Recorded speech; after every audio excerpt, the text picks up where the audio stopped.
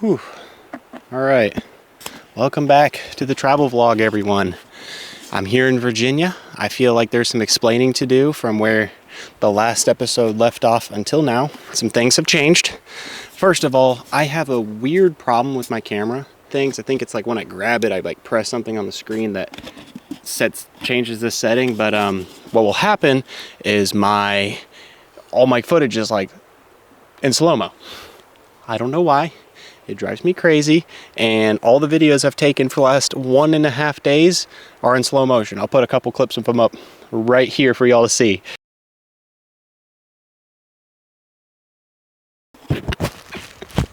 There's a whole day of ruined footage of me filming and talking like this. But I'm here in Virginia now. It is Monday. It's my birthday. I'm 21 today, so yay me. Okay, maybe this is a better way. I should explain the series of events based on like what I've filmed. So Sunday, yesterday, woke up, went to finish editing and start editing the second video I made. Finished uploading the first video. It's been a while doing that. I got out of the hotel around 10:30 I think, and then I checked out, got on the road, and my first stop was a Buc-ee's. I was going to refill on gas and get some ice for my cooler, and I did one of the dumbest things I've ever done in my life. I've never done this before. I left my wallet somewhere between the ice coolers that was 30 feet in front of my car and to my car, and I didn't realize it until I was about another 250 miles down the road, and I got out to use the bathroom at a gas station, and I couldn't find my wallet, and I scoured my car. I couldn't find it, and I realized it had to be there because I hadn't stopped my car after that, or I should say since then. But yeah, I've never done that before. I've never ever lost my wallet anywhere, and now I don't have it on me. Good news is we got in contact with them, and my mom, being the super triple double badass that she is, has hooked me up with a way to send it to a local UPS, and I'll be able to pick it up hopefully tomorrow, because hopefully I'll do the overnight shipping on it. But after that, to continue recollecting these events, I just continued on the road and eventually got to my campsite later in the day, got myself set up, had some sad talk to the camera because I had to wake up early to get myself out to New London, which I got to play today for the first time. That course, man, I told Jonathan Zarat, he messaged me afterwards how it was. I told him, and it's going to be the most honest thing. It is about like, I'd say me personally, I had a lot of fun on it, but I would say if you're like a casual, you probably have like a 5 out of 10 on fun. It will bully you. You will probably just be miserable. And difficulty, I say 9.5. Like, I've played, I would say Northwood Black's harder. When I first started that course, I was like, Northwood Black's a little easier than this course, actually. But as I got through that round, there was just a couple holes that I'm like, you can't really do much worse than a par. Just a couple. And I feel that is not the case at Northwood Black, which I've also played. I feel like you could play bogey golf at Northwood Black. Bogey golf out there, that would be you just shit in the bed. Big time. So, but at the same time, that course, you can't play safe at it. It's one of the most challenging courses, as in like you have landing zones and super tight lines to access a landing zone, and then another super tight line to access the green, because most of the holes out there are par 4s. And I did not score on a single par 4. They're so difficult. I had a few putts. I got a couple birdies, but I think in all I probably shot like plus 11. It was brutal. More positives of the round. Course is decently maintained. It seems like an area that was just like cut into like deep woods that worked out. They have it playable, but it's not the most well-maintained course ever. It's very like kind of rocky and muddy on all the fairways, so the ground play is pretty rough. But maybe some things will change between now and the tournament. But I mean, I'm going to go out there in the tournament, try to do my best, but I don't have many expectations because that course is a bruiser. And then from there, I went to the local library. They gave me a study room, and I spent a few hours there editing and got the video uploaded from yesterday, or 2 days ago. Gosh, I'm in such a time funk. It's all blurring together. Anyway, After that, I got back here and I've spent an hour just relaxing. As in relaxing, I've walked down this river and I haven't really found a good spot to sit down and do anything. So I found this is the best spot I have to sit down and talk to y'all. I want to do it at the river because it's gorgeous. I mean, it's just absolute glorious weather right now. And it is peaceful, and it makes me calm down of all the anxiety I'm dealing with, not having my wallet, just struggling on that course and kind of generally feeling dumb and shitty.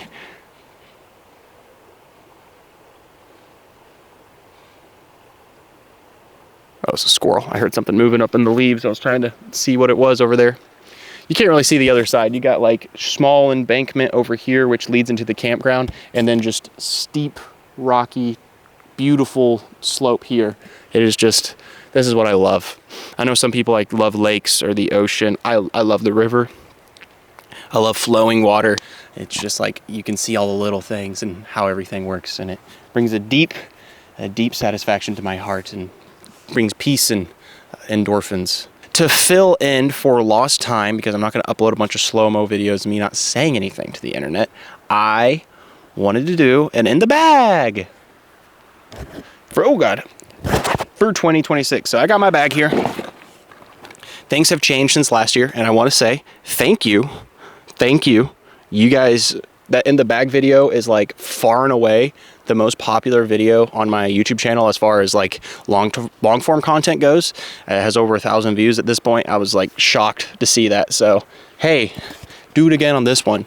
Let's get these views up. Let's get the subscriber count up. I'm feeling a little jealous of some other YouTubers out there that I think are only like more successful than me because they like mog me in my looks. I'm trying hard here. I'm a solo act. I'm trying to make this work. Okay? So, please, I'm desperate. You don't have to subscribe. Please subscribe. Caught you all up, I hope. And now let's do an in the bag. This year I'm rocking my Paige Pierce grip bag. This bag, I switched back to it because I used this bag for a while and then switched to the Voyager Pro. I did that because it was James Conrad's bag and I like the colorway on it because I like that green color, and I used it for a while. But the big difference is this bag, let's show you. Okay, I'm throwing it on rocks so it's not fair. I'm gonna try throwing it a little flatter surface. It just stays. It just stays where it falls. So you can see there's like a big ass rock right here.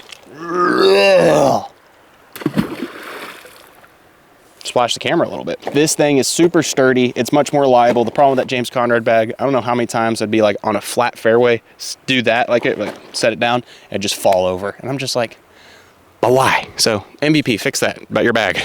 I'd have to have 2 full water bottles in it for it to not fall forward. This bag, both these water bottles are empty and it's staying up sturdy. So I prefer this bag, and I've been enjoying it a lot this year. Grip bags, I think, are the best bags on the market. I've had 2 grip bags and I've loved them both the most. So as far as decoration goes, I still have the dojo pins of all the events that I've played. Not all of them. I could have more on here. It's just, I got another one over here. Got the Dinosaur Valley. I got my dojo tag. I hope no one's surprised. A couple of towels. Got the Tiger Open towel right here. And then I got my trophy for winning the Dinosaur Valley Open in 2024. Got 2 water bottle holders. They're awesome. I'll complain about this water bottle for a bit because I love it because you can like latch it, lock it, keep from opening. Really easy to open and drink from. But this rubber bottom right here, let's see if I can get it on camera. See it like that, gets stuck. It sucks, and sometimes it gets stuck, and then this rubber handle loves to like grab skin, and I don't know how many times I've just like kind of skinned my arm because it's just sticking out like that, and I grab my bag and then rub the shit out of my arm on that. So I love and hate that water bottle. Got this one as well. This one's a way better. Anyway, this side I got all my other pins. I got a lot of Jurassic Park pins. Got a cool James Conrad pin, USDGC, Calvin and Hobbes, more Jurassic Park. I had a Dun Da Dun pin on here. See if you can't see that. Dun Da Dun. I don't, the pin fell off though and I couldn't find the actual backing to it. I have some has-been hotel pins because I used to support that show when it was not the most popular thing in the world. Also got a Mammoth Cave patch right here. I want to do more patches. If you've never been to Mammoth Cave, that place is spectacular. Went there with Kevin and Lula, Disc Golf Dojo. Saying. Pretty cool. But onto the disc. I'll start this in traditional order this time for my putters. My throwing putters, I got the Black Entropy. Jesus, if you know it, you've seen it, you know me, you love it. This thing is really beat in. It is that perfect stability for an approach disc for me where it's never going to turn. It's going to have reliable fade. I've thrown it a million times. I'm always confident when I'm throwing it. And I don't know the last time I threw a bad shot with this disc. And you can tell because I've had this thing in my bag for I think 4 years, over 4 years now. And I've never lost it. And this is a black disc. Like this, these are easy to lose. So that's my favorite disc in my bag right off the bat. Next, the same red Entropy from last time. This MVP 2022 Maple Hill Entropy. I got this one, like I said, I bought this from Abe Behenna after he won it in a raffle. This is still my overstable Entropy. It's definitely not as overstable when I first got it, but it's just where I need it right now. So if I want a little more fade or I want to throw into a headwind and still fade left, I'll go for this one. It definitely doesn't come out as much as the regular one though. Onto my base plastic throwing putter is one of my Tour Series JK ABRs from last year. This one I originally putt with and then it got pretty warped and I just started throwing it. So this is like my base plastic straight putter. It flies very true, very straight, and I always like having a good base plastic putter I can throw and rely on. These are my putting putters. These were the twins my dad got, and then he didn't like them, so they were kind of just sitting outside and I picked them up and started putting with them. This was my main putting putter all last year. It's another one of my Tour Series, and like the stamp's completely worn off. It's warped, beat to crap. It's just a beat-in AVR. It like is flippy. It's nice. I mean, it's not my go-to because it definitely has some inconsistent feel to it. You kind of got to like find an area where it like feels good to grab it, which I don't want to do. So this thing is more of like a long-range putter because it holds a little more turn. Maybe not hold more turn. It fades less, which I also kind of like gives it a little more nose up, a little more glide. I like this one. Well, I should say it fades less, so when you give it a little more nose up, rather than like slowing down and stalling out, it kind of like stays straight and glides. Unlike this one, which is my main one that I've been using this year, it's the twin to that one. I didn't use it in any of my tournaments. I've just used it for my tournaments this year. It's been working great for me. It's pretty flat, pretty unwarped. It's not perfect. It is very dirty. I wish I could wash it, but this thing feels great in my hand. I know exactly where to grab it and, you know, how to putt with it. It's worked great for me. On to my next putters. I got for my straight flying putter for most holes, I have an Ember, Lightspeed Ember. I bought this from Ian Boyer this year at the Lucky 13 monkey trap tournament I played. Shout out to him. These fly money. They are like just dead straight. Whatever angle you put them on, they just hold it. Little fade at the end. I love it. It's like that Entropy, but a little glidier and a little less stable. And it's what I want. I love the feel of this Ember. And, you know, hey, Lightspeed disc, hit me up. Those are sweet. On to my last putter or approach disc. I have a Zone SS. This is a new disc in the bag. I tried out a Zone SS for the last time, or for the first time last year at Cackleberry Pie Classic when they first came out. And I just immediately was like, oh, these are awesome. This is what I want. This is like a Buzz mixed with like, I don't know what to say, like that Ember. Like you mixed a Buzz and Ember together, you get a Zone SS, where it's not really a Buzz. It's not as slim. It's not as glidey. It's not as big. It has a traditional like putter diameter. It doesn't have mid-range diameter. And I love the Zone SS. I've played rounds, rated rounds, where I like exclusively throw it off the tee and shoot 1,000 rated. I did that at Creekside Reds, and I shot 7 down just throwing this off the tee. I mean, it's amazing disc. You can do anything with Zone SS. Well, not anything. It's a great hyzer flip. I love putting on like shots where you gotta like, kind of break a corner, and it's like a slow turn, and you never want to push like forward, so you just kind of you slowly turn, and it always goes left. Anyways, that's my putters. On to my mids. I have a Melita. This was something I was looking for when my detours started getting a little flippy for me. I was like, I don't want to get something like a flippy hex, because a hex is like, I just feel like that disc is a little more glidey and straighter. I just want something with a little less distance, if you know what I mean. And the Melita I just latched onto. I love the Melita. It was advertised as that disc, where it was between like a detour and a hex. and that's what this is. And I've been digging it. I've been throwing it a ton on like tailwind, just flat. Like I could throw this, like I want to try to throw an accurate shot from 350 and a tailwind. I've been grabbing this. I've been loving the Melita. It's awesome. Great woods disc. It is the most flippy mid in my bag. If you might know from last time, I had a flippy detour in the bag. That's in my backup bag. I just realized I like never throw that disc, and I kind of keep it as a disc that I'm like, if I see a shot on a course, which is very uncommon, that I'm going to need something stupid flippy to fly like 280. I just took that out of the bag. It took up space that I never used. On to the next disc. One that was in my bag last time. It's my Neutron Hex. This thing, oh crap, is just getting more and more beat in to where it has just a little bit of turn now, but it's still very true flying. I think my favorite shot to throw with this disc is like a 300-foot shot that I want to like start left on a little anhyzer and just push one side of the fairway, but never ever like go into it and then kind of drift right the whole time. And you can make some really sick shots happen with this disc. I love this Hex. New addition to the bag, it's replacing my reactor. I have a Lion, a little bit of a different mold. I got this one out of the used bin this year at a, where is it? In Huntsville. I'm so bad at remembering things. God damn.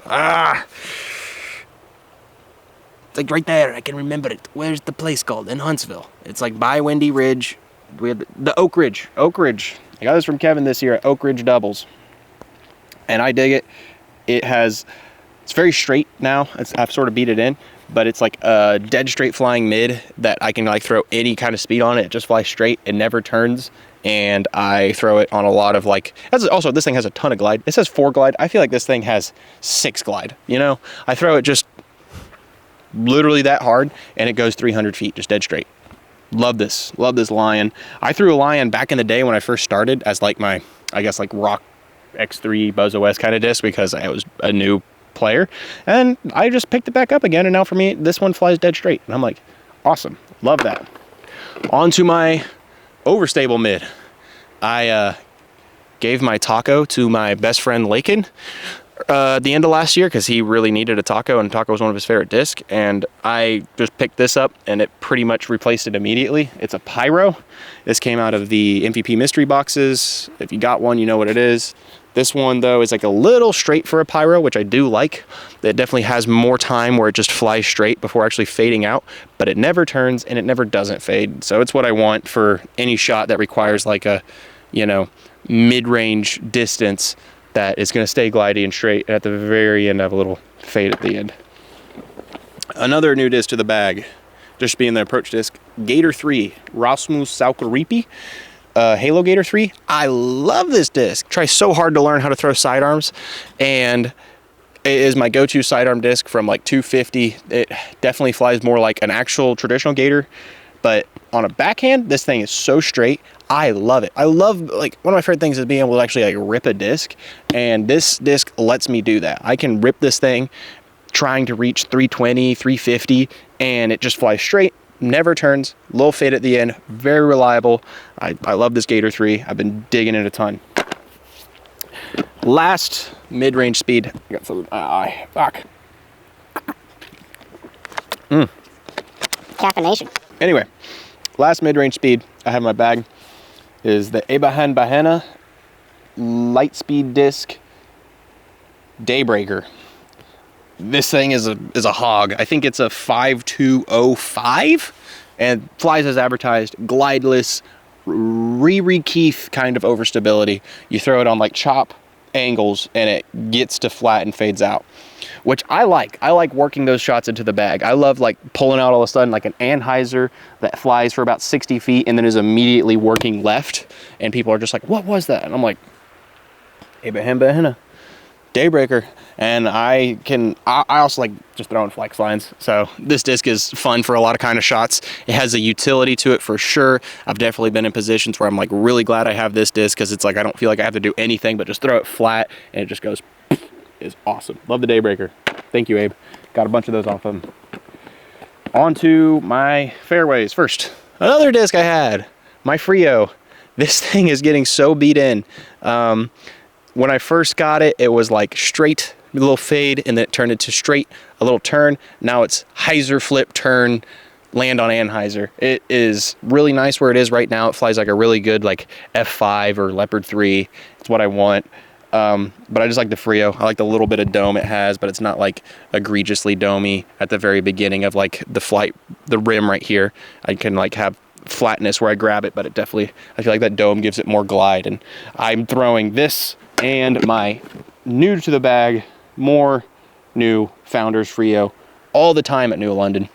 Just a lot of shots I'm trying to throw 350 and just start them off on a little hyzer. This one a little anhyzer flat, and just make a gap, get a little distance out of it, and find a landing zone. Throwing these. This one has like, for a traditional shot, like no turn and just a little fade, but you know, I love it. I love this disc.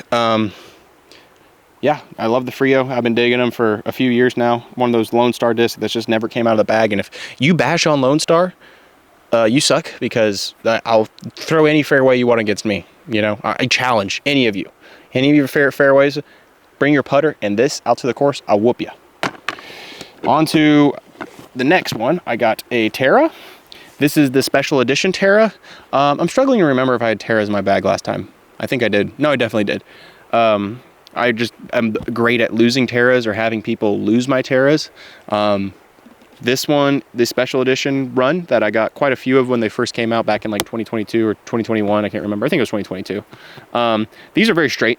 You throw them on a little hyzer, they just fly and glide and have minimal fade. And for a straight shot, if I just pace it right, it'll fly straight in like a Firebird kind of disc, just like a beat-in Firebird. Nothing too overstable. I like putting a little hyzer on it just to like really emphasize that stability early on. But it's like you might think like, oh, you won't want to start your Firebird disc out on hyzer. You want to throw it flat and have it fade. But I'm like, I can throw this thing on hyzer and it's just going to slowly fade the whole time and still generally make that shot. So got that as my only Terra in the bag. Stepping up from there to my last fairway, I got the Tales of Terror, this Halloween run for Simon Lizotte, his Fireball. These things are board flat, like dinner plate flat. They're super overstable. I don't have a Chupacabra in the bag right now. Surprise, surprise. This is my grenade disc. This is my like Chupacabra it's close to a Chupacabra stability. It's not quite as overstable, not quite as glideless. But after playing New London, I was like, I don't need the Chupacabra in the bag. I'm not grabbing it. I will probably grab this at some point in the tournament. So, because it just serves with a little more glide, a little less stability, and a little more speed, honestly. I've been liking this. On to my, I guess, hybrid drivers. I got a Diamondback. I'm fairly sure this is the same one. This one had to come out of the practice bag into the regular bag. Last year it was getting a little flippy for me to where I couldn't really trust it on a lot of those lines, but I feel like out in the woods where I'm pacing down to hit gaps, this is going to fly just right for a Diamondback for me. Have turned the whole way and make some shots work that I really want this kind of disc for. Like I'm talking 380, you start it on hyzer on the left side of fairway, and then it gets all the way to Annie and drifts right and lands flat. This is what I want. I've been loving the Diamondback for a long time now. I can't recommend it to you more than any other disc. Like, throw a Diamondback for anyone, a beginner to an advanced professional. Like, these discs fly amazing. If you're mint disc or if you're open bag, try one of these out. It's like a reverse Thunderbird. I swear to you, you'll love it. They feel amazing. They fly amazing. Try out a Diamondback. New to the bag is the Zenith with my Terraria Zenith hand-drawn stamp on it. Professional artist right here. This is terrible. These Zeniths, I started bagging these plasma ones also at Mina, same time I got those Zone SS's, because they had just come out.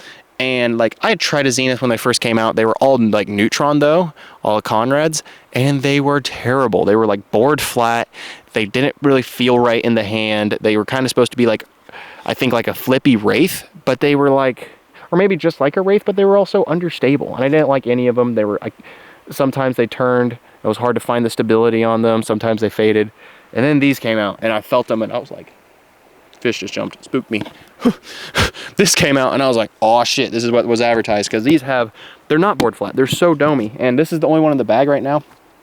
This was the first one I got and it still hasn't come out of the bag. I absolutely love it. It's getting really beat in to the point that like it's hyzer flip Man, the fish are jumping.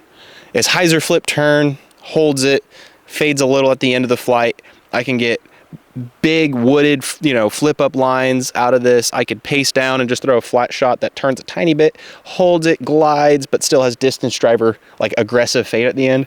The Zenith is so awesome. These plasma ones are amazing, and I have like 4 backups because, like, gosh. But and as well, MVP is so consistent with their runs. They all fly kind of how I want them to. This one's pretty special because it's pre-beat in, so it has a lot of turn to it. More so, they're going to be pretty overstable out of the box. But these new Zeniths, I love them. They're like step up from a Diamondback, but still not quite to a distance driver, kind of like grip it and rip it. Has a lot of turn, has a lot of fade, you know, or just one or the other. This one's very controllable for a 11 speed. Onto my distance drivers. I have a destroyer, Halo destroyer, surprise, surprise. This is my only destroyer in the bag this year. I got it from USDGC. They had a run of these, like one was with the eagle on it, and they are stupid domey. They're stupid domey. When I first got this thing, it was like, I loved it to death because I would throw it, like just throw it as hard as I could, or however I wanted to, just flat, and it would fade out every time. Stupid overstable Halo destroyer. Halo destroyer. But now it has so many dings and dents in it from just throwing it really hard all the time that it like is a hyzer flip turn flex, just bomber destroyer. It flies amazing. It takes me back to when I had that warbird. God rest its soul. That warbird in the bag right when it was before it started really turning on me, when I could just like throw it on a little hyzer, go to flat, and then fade out. Just one of the most comfortable shot shapes for me. I loved it. That's where this is getting to me, and it is like just fits so many driver shots. I want to throw a hyzer, I throw this. I want to throw a flat to turn to fade, I throw this. I want to throw a turnover that pans out, I throw this. I want to throw a baby flex, I throw this. I love this destroyer, and it's made me quite a bit of money this year, I'm not gonna lie. Haven't thrown it bad that many times. New to the bag, to find that destroyer stability, I got the Vino Makala Team Series PD2. These things, oh my gosh, I'm so glad they made them. Vino Makala, you're my king. They're super domey PD2s. Every single one I've thrown has like really good stability to it, but it's not like dummy overstable as you would think, for my arm speed at least. I know last week at Greater Tulsa Open, when we had those crazy winds, our first and last round, like crazy wind. It'd be like, I'd throw this thing in a headwind just flat, and it would just hold it, baby fade at the end. Never thought about turning, but reliable fade, because these things have that in them. But like throwing this in calm conditions too, it's like you put a little anhyzer on it, it holds it nicely, flattens, always has that fade. It's just a baby fade the whole way. Just so nice. I love these PD2s. And I mean, I've been throwing this thing all over the place since I've gotten it. 10 out of 10 Frisbee. On to my last 2 discs. I got an Ape. This is the one, probably the least thrown disc in my bag right now. This is my roller disc for like wide open max distance rollers.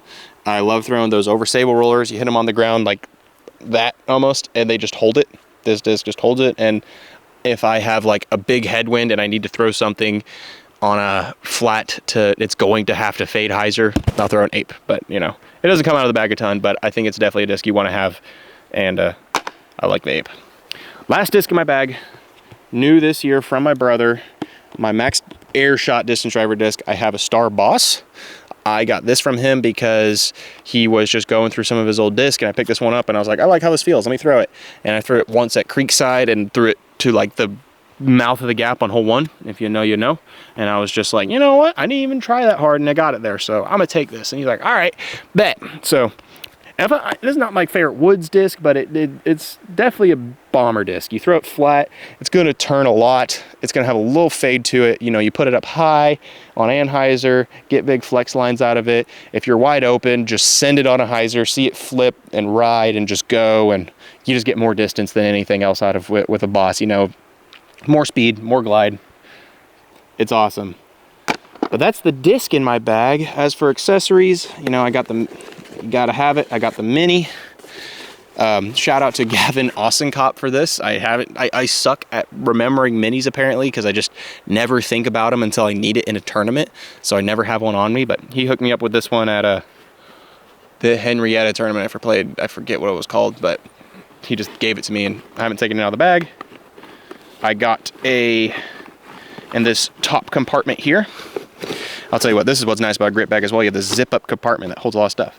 I got a blue light. I'm not gonna shine this at the camera, but it was working. This thing is the best for lighting up glow disc. I mean, it's better than just regular lights. If you didn't know, use a blue light. MVP sells them. I have one of their nice ones. And then also new-ish to the bag, I got a rangefinder. And everyone knows what a rangefinder does.